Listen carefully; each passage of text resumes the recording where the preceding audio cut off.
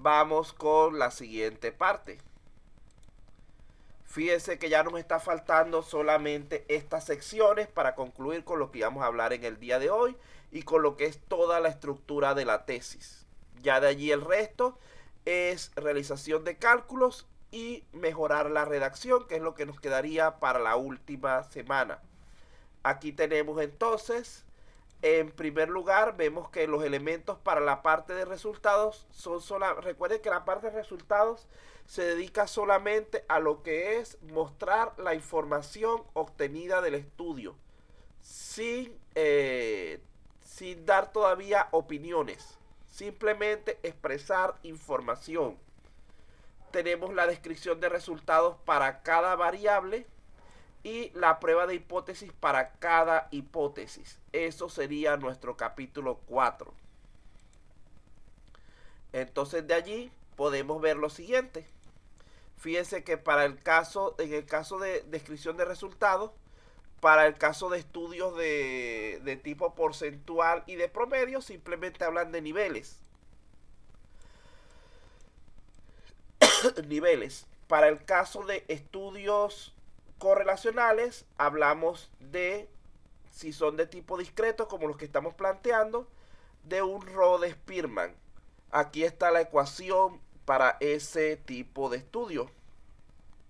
Vean que hagan el tipo de estudio que sea, siempre acostúmbrese a indicar en su tesis la ecuación que utilizaron para su análisis, por muy sencilla que sea, porque eso le cae bien a lo que es el metólogo.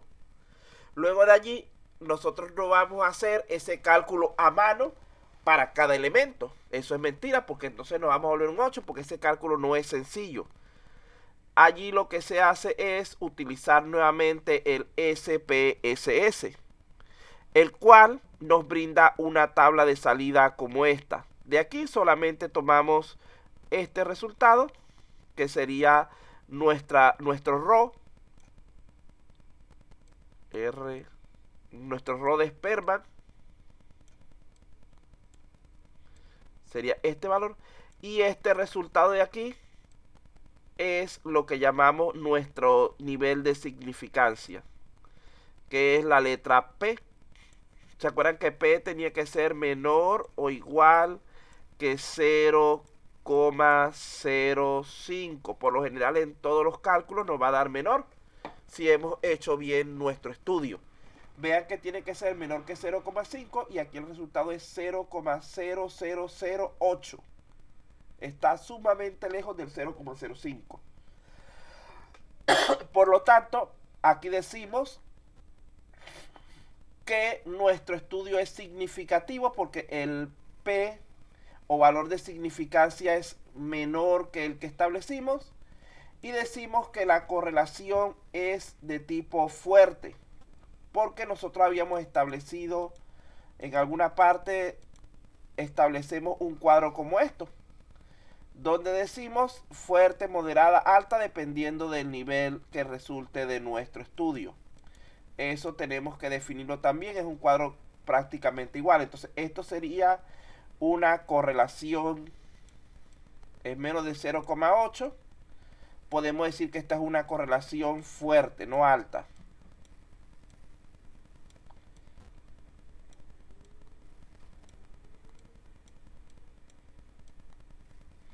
Y en base a eso presentamos nuestra información. Otra cosa importante, en el caso de aquí, esto genera así el cuadro, pero cuando usted haga las tablas, en lo que es la parte de normas APA, no se permiten líneas verticales en las tablas, solamente las líneas horizontales. Por ejemplo, para el caso, aquí tenemos las frecuencias de ocurrencia de los diferentes hechos. ¿Se acuerda la tabla que hicimos al principio donde teníamos un baremo de alto, medio, bajo? Aquí lo que hacemos es aplicar ese baremo, pero ya él se encarga de lo que es digamos que la clasificación. Esto se puede hacer también en Excel fácilmente en la realidad. Entonces aquí vemos que por ejemplo hay 7 encuestas que dieron como resultado bajo nivel de lo que estamos estudiando. Hay 73 que dieron nivel medio para un total de 80. Resulta ser que no hubo ni uno solo de nivel alto. En base a eso calculamos un porcentaje y en este caso el sistema calcula también un porcentaje acumulado para verificar que sea siempre el 100% el total. Vean que esto sigue siendo información del SPSS. A ver qué más hay aquí. Ustedes que decían que si el sistema S genera gráficos, se usa generalmente para generar gráficos de estas dos formas: gráficos de barra y gráficos circulares, los cuales van a complementar la información que utilizamos en nuestro sistema para lo que es el análisis. Aquí esperma y gráficos en SPSS. Bien, para acordarme porque después los omito. Hay muchas formas de representar la información. Aquí tenemos otra forma que es representar las iteraciones entre las variables. Aquí esto no es GACO, esto es B1, B2. Bueno, entonces vean que aquí estamos diciendo que como estamos en un estudio correlacional, decimos que hay 6 personas que el resultado de la variable 1 fue bajo y el resultado de la variable 2 también fue bajo. Hay una persona que obtuvo un nivel bajo en la variable número 1, pero en la variable número 2 obtuvo un nivel medio. Nadie obtuvo bajo con alto, nadie obtuvo medio con bajo, pero si hubieron la mayoría obtuvieron nivel medio en ambas características. Y hubo alguien, ese es uno que sobresalió en el grupo, que a pesar de tener nivel medio en la variable 1, tiene nivel alto en la variable 2. Esta es una forma de representar las iteraciones entre las diferentes variables. Aquí tenemos otra forma similar. Lo único que no está hecho en Excel en forma tabular, lo hice yo con el programa DIA, donde se supone que aquí esto es bajo, nuevamente, medio, alto de la variable 2. Y aquí igualmente bajo, medio, estoy al revés, bajo, medio, alto de la variable 1. Simplemente lo que hacemos es cruzar, es algo equivalente a esto, pero ya no ya no, ¿cómo se dice? Absoluto, sino porcentual. En este caso, 12% de los encuestados tuvieron bajo en su respuesta. 14% tuvieron medio y medio. Este es otro estudio diferente. ¿Cuánto es? 18% tuvieron medio y alto. 6% tuvieron alto y medio. Y 50% tuvieron alto y alto. No sé qué estaban estudiando ahí, pero les salió bastante bueno porque todo el mundo estaba alto. Es raro. Pero bueno, son formas de representar la información. Mientras más claros sean ustedes en la representación, mejores resultados van a obtener en su evaluación. Pero deben entender lo que están haciendo. Vamos con los últimos elementos entonces. Fíjense, en primer lugar, la discusión de resultados. Es un párrafo por cada hipótesis, tanto hipótesis general como hipótesis específica. Los resultados obtenidos, vean que este es un ejemplo. Ustedes deben cambiar la redacción, pero es para que tengan la idea. Permiten afirmar que la variable 1 está relacionada con la variable 2 en esa empresa, obteniéndose una correlación de Spearman de tal valor, de 0, tanto. Recuerden que las correlaciones de Spearman siempre son de menores que 1, con un alto grado de significancia de menor que 0,05, representando una asociación. En este caso dijimos que era fuerte, y directa, porque los dos son positivos. Si me da negativo, digo que es indirecta, entre las variables de estudio. por lo que se rechaza la hipótesis nula, aceptándose la existencia de una relación significativa entre B1 y B2, es decir, que a mayores niveles de la variable 1 se tendrá un mayor nivel de B2, lo cual beneficiará la ejecución de las actividades de la empresa, contribuyendo al logro de objetivos establecidos. Ahí tienen como un modelo, pero tienen que ustedes cambiarle un poco, cambiarle lo posible la redacción. Tratar de parafrasearlo para colocar la información. A los jurados les encanta cuando tienen un montón de porcentajes y valores y nombran la variable. Eso les gusta a ellos ver que ustedes están tomando en cuenta su elemento de estudio. Así que allí tienen un modelo en cuanto a la discusión de resultados para cada variable. Si tienen una variable general y 3 variables específicas, tienen que hacer 4 párrafos como mínimo. En cuanto a las conclusiones, son 2 párrafos por cada una de las hipótesis. Vean que en el primer párrafo, o sea, siempre va a colocar primera conclusión. Entonces, primera, ¿se cumple con el objetivo general o no se cumple? Al demostrar la existencia de una asociación, en este caso fuerte, directa y significativa, entre las variables de estudio, aceptándose la hipótesis propuesta y rechazando la hipótesis nula debido a la existencia de una correlación con un ρ que vale tanto y un nivel de significancia menor que 0,5 entre las dos variables.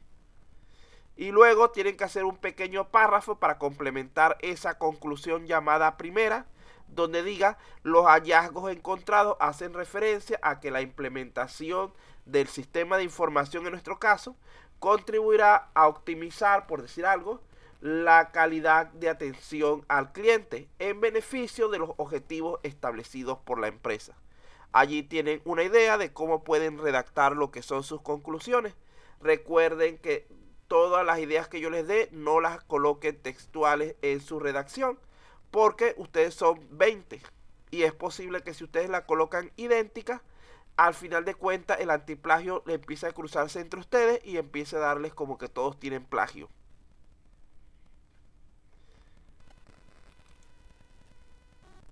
En el caso de las recomendaciones, hacen un pequeño párrafo por cada una de las hipótesis. Solamente les coloco una idea para no darle tanta larga. Tenemos la primera, hay que comprender la relación que existe entre las variables y qué beneficio le va a traer eso a la empresa. La segunda, aprovechar el potencial que existe actualmente. La tercera puede ser replantear procesos de la empresa. Y la cuarta, siempre la última, es que se aconseja implementar el sistema propuesto lo antes posible para aprovechar todas sus ventajas. Luego de allí viene la página de referencias bibliográficas, que se supone que ustedes la están construyendo de manera automatizada y que han ido añadiendo a medida que avanzan con el trabajo las diferentes fuentes que han utilizado. Recuerden que traten de usar muchas fuentes y de referenciarlas con frecuencia para reducir los niveles de plagio. Cualquier pedacito que tomen de algún autor en internet o en donde sea, háganle su referencia y colóquenlo entre comillas para reducir el plagio al mínimo. Finalmente, ya para terminar por hoy, tenemos la parte de los anexos. Aquí les tienen como modelos parciales para que los puedan visualizar. Yo les pasé esta diapositiva, ¿sí, verdad? Sí. Bueno, aquí tenemos modelos en cuanto a esos anexos que deben construir para la tesis sobre todo. En primer lugar tienen la matriz de consistencia. Ahí tienen un modelo vacío, por decirlo de alguna manera. En la primera parte dice matriz de consistencia, el título de su tesis y los nombres del autor o autores. Luego, en la primera columna, el problema general y los problemas específicos. Problema general, tal cosa. Problemas específicos, 1, 2, 3, 4. O 1, 2, 3, lo que hayan generado ustedes. Igualmente con los objetivos y con las hipótesis de estos 3 elementos, lo que importa es que si aquí hay 3 problemas específicos, debe haber 3 objetivos y 3 hipótesis. Si hay 5 problemas específicos, debe haber 5 objetivos y 5 hipótesis. Eso es lo que verifican ellos de esta parte. por un lado, y por otro lado que deben ser contenidos similares, es decir, si aquí dice hacer tal cosa, aquí debe decir, no, tenemos problemas con tal cosa, aquí dice hacer tal cosa, y aquí si hacemos tal cosa. Es decir, estas tres redacciones de la misma línea deben ser similares, cambiando solamente la forma, pero no el fondo de la cuestión. Por el otro lado, tenemos la parte del marco teórico. Del marco teórico lo que nos piden son los antecedentes nacionales e internacionales. Simplemente el apellido y nombre del autor, con la inicial del nombre nada más, en qué año la publicó, el título de la tesis o del antecedente, y en la editorial, en este caso, para qué universidad. Igualmente con los internacionales, pero como hay muchas universidades que no conocemos dónde quedan, al final le indicamos el país. Para la parte de metodología es la más larga de este cuadro en cuanto a la cantidad de ítems que tienen, pero es la más corta en cuanto a la respuesta de cada ítem. Tipo de investigación, en este caso nosotros dijimos que era básica y documental. Vamos a suponer que lo dejaron para lo que es la parte del bachiller, lo dejaron en básica. Nivel de la investigación, descriptiva. Diseño de investigación, no experimental. Método de investigación, cuantitativo. Seguimos entonces con los contenidos que tienen que ver con esto. Esto que está aquí va debajo de esto. El esquema de la investigación casi siempre es así. Si son de dos variables, tenemos una población, tenemos una variable 1, una variable 2 y tenemos lo que sería como una relación entre ellas. Si es de una sola, lo colocamos aquí, la relación en el medio, la población arriba, la muestra, y abajo nuestra variable. Es decir, algo así. Si es de una sola, esta línea se omite, todo esto se omite. Sería algo así si es con una sola variable. Solamente muestra, relación y la variable. Hay casos que es mucho más complejo. Yo hice una con 3 variables y había una relación parecía un arbolito de Navidad prácticamente con todos los adornos. Pero bueno, vamos a continuar aquí para terminar. Luego tenemos la parte de que todo esto también sigue debajo. Todo lo que les estoy mostrando ahorita sigue debajo de esta columna de metodología. Luego tenemos en la parte de metodología la población. Entonces te dicen tantas personas, por ejemplo en el caso de Yulín, 150 estudiantes de primer grado de la escuela tal. La parte de la muestra van a decir ¿cómo se llama?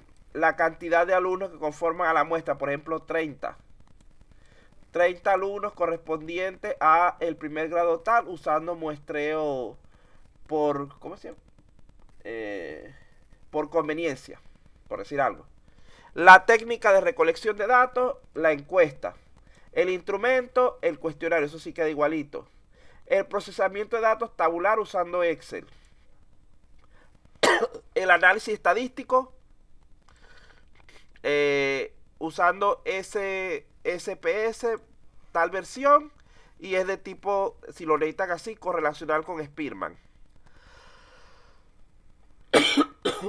Finalmente, nos falta un pedacito nada más de eso. Las variables, los nombres de sus dos variables, y las bases teóricas se refieren a esas dos variables. Si tienen alguna otra cosa más, lo colocan también. Ya con esto salimos de la matriz de consistencia. Vean que la matriz de consistencia no es más que un resumen de todo lo que ustedes hicieron.